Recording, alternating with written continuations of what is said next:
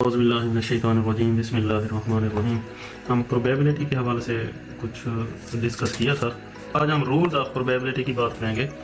तो first rule जो है, the probability of an event E denoted by probability of E is a real is a number between 0 and 1 both inclusive. Both inclusive का मतलब क्या होता है कि प्रोबेबिलिटी ऑफ इवेंट 0 भी हो सकता है और प्रोबेबिलिटी ऑफ इवेंट 1 भी हो सकता है। तो इसलिए प्रोबेबिलिटी ऑफ इवेंट को जो है ना 0 और 1 के दरमियान एंड इंक्लूसिव भी कहा, मतलब ये दोनों शामिल भी हैं। तो सेकंड रूल में क्या होगा कि एक हमारे पास जो एक probability of event represent event E will occur, then the probability that event E will not occur. एक अकर कर रहा है और एक नहीं कर रहा। जो नहीं कर रहा तो फिर उसको हम क्या है, प्रोबेबिलिटी ऑफ ई का कंप्लीमेंट हम डिनोट करते हैं। Probability of E complement equal to 1 minus probability of E. Rule 3 जो है, इसमें अगर हमारे पास दो इवेंट्स हैं E1 एंड E2 तो हम वो म्यूचुअली एक्सक्लूसिव है। म्यूचुअल एक्सक्लूसिव की बात हमने की थी। उसका मतलब ये होता है कि अगर हमारे पास एक इवेंट E है और E2 है, इसका अगर हम इंटरसेक्शन लें, मतलब इंटरसेक्शन लें तो वो खाली सेट होना चाहिए। अगर तो खाली सेट है तो फिर वो म्यूचुअली एक्सक्लूसिव इवेंट्स होगा। और इसकी जो मैथमेटिकली नोटेशन है वो क्या है, probability of E1 union E2। यानी इसमें यूनियन में जो है ना आर का जिक्र होगा, यानी और इवेंट E1 विल अकर और इवेंट 2, ठीक है ना। या तो इवेंट E1 अकर कर रहा है या इवेंट 2 अकर कर रहा है। तो probability of E1 union E2, probability of E1 plus probability of E2।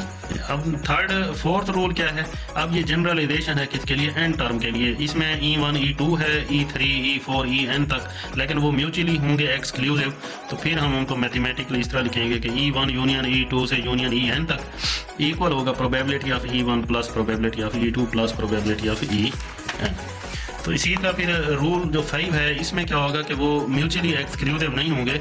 Mutually exclusive नहीं है तो फिर हम इसमें क्या करेंगे कि probability of E1 union E2 equal to probability of E1 plus probability of E2 minus probability of E1 intersection E2।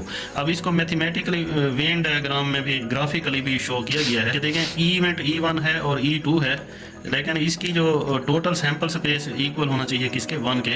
तो अब यानी ये इनका E1 और E2 का आपस में कोई ताल्लुक नहीं है, इसलिए probability of E1 union probability of E2 equal to probability of E1 plus probability of E2। और जिसमें म्यूचुअली एक्सक्लूसिव इवेंट्स वाली कंडीशन है नहीं है, तो उसके लिए देखें minus probability of E1 intersection E2 आ रहा है। तो हम एक एग्जांपल को सॉल्व करने की कोशिश करते हैं, देखते हैं कि क्या है ये। तो ये एग्जांपल 611 है, पेज नंबर 13। ये जो बिजनेस मैथमेटिक्स की बुक है उसमें जो है ना एक फायर अलार्म जो है ना वो इसमें pulled in 1 hour on a given day in fire brigade office Islamabad. The analyst have estimate the corresponding probability of the different number of alarms pulled पर hours which is shown in second column of the table. What is the probability that. अब ये हमारे पास table उन्होंने दी हुई है, मतलब given है कि नंबर ऑफ अलार्म्स पुल्ड जो है फ्यूअर देन 8, मतलब 8 से पीछे जितने भी होंगे उनकी प्रोबेबिलिटी 0.16 होगी। अगर 8 हैं तो वो 0.24 है, 9 पे जो है ना 0.24 है, 10 पे 0.28 है, मोर देन 10। अब 10 से जितने ज़्यादा होंगे उनकी प्रोबेबिलिटी मतलब 0.12 ही रहनी है। अच्छा, अब इसमें पहला जो है मोर than 8 alarms will be pulled, more than 8। अब 8 से ज़्यादा है, मोर देन 8। तो इसकी हम प्रोबेबिलिटी कैसे फाइंड करेंगे, the event corresponding to more than 8 alarm include. अब मोर देन 8 का मतलब है कि 8 शामिल नहीं है, उससे ज़्यादा।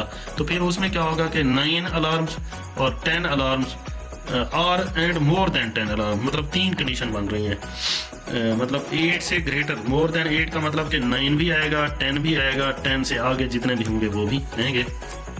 तो हम यही लिखेंगे कि probability of more than 8 alarm. अब हमारे पास जो इवेंट्स हैं वो अब क्या हैं, एक इवेंट होगा अपना 9 अलार्म्स का, और एक इवेंट होगा 10 अलार्म्स का, और एक होगा मोर देन 10 अलार्म्स का। तो हम उनको कैसे प्रोबेबिलिटी इसमें मैथमेटिकली फॉर्म में लिखेंगे, probability of more than 8 alarm में प्रोबेबिलिटी ऑफ 9 अलार्म आएगा, प्रोबेबिलिटी ऑफ 10 अलार्म आएगा, plus probability of more than 10 आएगा। तो अब हम इनको किस में चेक करना है, टेबल में देखना है। कि देखें 9 प्रोबेबिलिटी ऑफ 9 अलार्म क्या है वो 0.24 है, तो इधर 0.24 लिख लेंगे, प्लस फिर 10 की जो है वो 0.28 है, प्लस मोर देन 10 की 0.12 है। इनका सम करें तो ये हमारे पास 0.64 आ रहा है। ये किसका है आंसर कि 1 मतलब मोर than 8 alarms will be pulled. अच्छा, इस पे एक और क्वेश्चन बन सकता है, मोर देन हम 8 अलार्म की बात करें तो उसमें फिर क्या होगा, फिर 10 आएगा, मोर देन 10 आएगा, 10 आएगा और मोर देन 10 आएगा। तो अब हम बी की बात करते हैं तो between 8 and 10 alarms will be pulled including both 8 and 10। अब उसने कहा कि बिटवीन 8 एंड 10, फिर उसने साथ ये भी कह दिया कि 8 एंड 10 जो है ना वो इंक्लूड है। अगर हम सिर्फ बिटवीन की बात करते हैं तो फिर 8 और 10 के दरमियान सिर्फ एक चांस बनता है प्रोबेबिलिटी ऑफ 9 का, लेकिन फिर उसने साथ ये भी कह दिया कि 8 एंड 10 जो है वो क्या है, इन्वॉल्व है, मतलब वो इंक्लूड है। तो हम इसको फिर देखते हैं कि probability of between 8 and 10 alarm both inclusive हैं, तो फिर 8 भी आएगा, 9 भी आएगा और साथ 10 भी आएगा।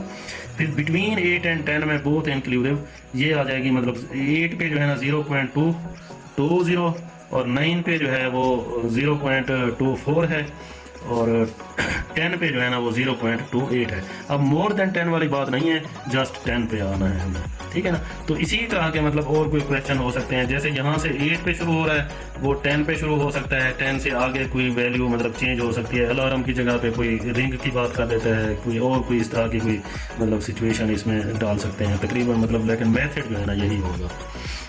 अब ये हमारा बी पार्ट हो गया। सी पार्ट में क्या है कि no more than 8 alarm will be pulled. हाँ जी, थर्ड में जो है ना वो नो मोर देन वाली कंडीशन आ गई कि if the events corresponding to no more than 8 alarms pulled is denoted by E, then the event more than 8 alarms pulled